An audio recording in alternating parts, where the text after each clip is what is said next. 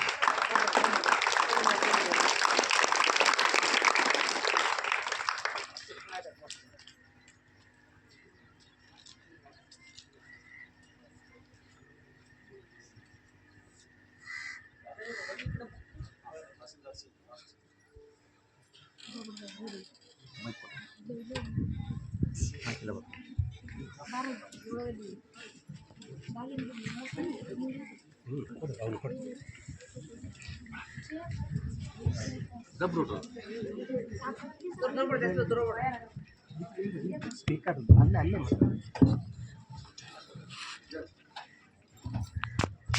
3 ವರ್ಷಗಳ ಹಿಂದೆ ಘೋಷಣೆ ಮಾಡಿದ್ರಿ. ನಾಡಿಗಾಗಿ ಹುಟ್ಟಿದ ಜೀವವಿದು, ಕೊನೆವರೆಗೂ ದೇಶ ಸೇವೆಯೇ ನಮ್ಮ ಮಂತ್ರ. ಯಾವ ಸೈನಿಕನು ಭಿಕ್ಷೆ ಬೇಡುವುದಿಲ್ಲ. ಸೈನಿಕರ ಸ್ವಾಭಿಮಾನಕ್ಕೆ ಧಕ್ಕೆ ತರಬೇಡಿ. ಪರಿಹಾರ ಘೋಷಿಸಿ ಅವಮಾನ ಮಾಡಬೇಡಿ.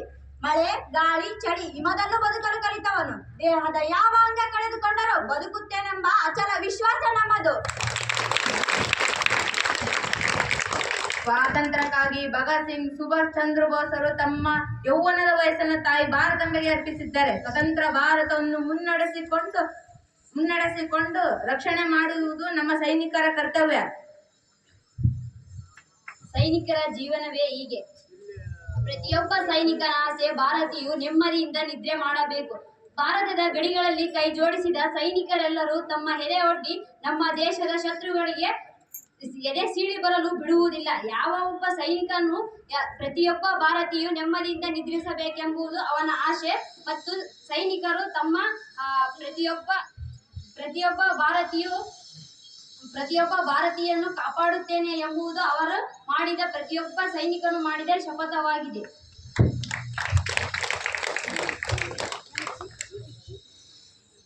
ಮೂರು ವರ್ಷಗಳ ಹಿಂದೆ ಘೋಷಣೆ ಮಾಡಿದ ಪರಿಹಾರ ನಮಗೆ ಬೇಡ. ನನ್ನ ಪತ್ನಿಗೆ ಶಕ್ತಿ ತುಂಬಿ ನಾನು ಬದುಕು ಮುನ್ನಡೆಸುವುದನ್ನು ಕಲಿಸುತ್ತೇನೆ.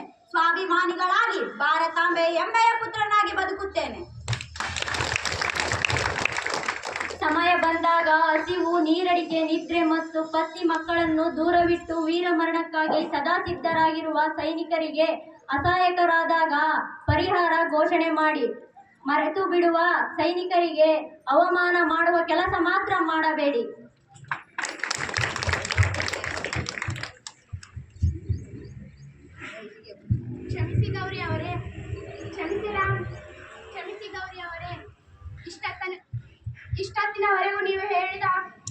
ಕಾರ್ಗಿಲ್ ಯುದ್ಧದ ನಿಮ್ಮ ಸೈನಿಕರ ಕಥೆಯನ್ನು ಕೇಳಿ ನನ್ನ ತಪ್ಪಿನ ಅರಿವು ನನಗಾಗಿದೆ.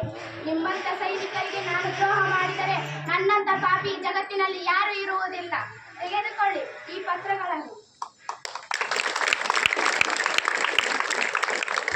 ಇಲ್ಲೇ ಊರ ಹತ್ತಿರದಲ್ಲೇ ಇರುವ ವ್ಯವಸಾಯಕ್ಕೆ ಯೋಗ್ಯವಾಗಿರುವ ಜಮೀನನ್ನು ನಿಮ್ಮಿಬ್ಬರಿಗೂ ಹೆಮ್ಮೆಯಿಂದ ನೀಡುತ್ತೇನೆ.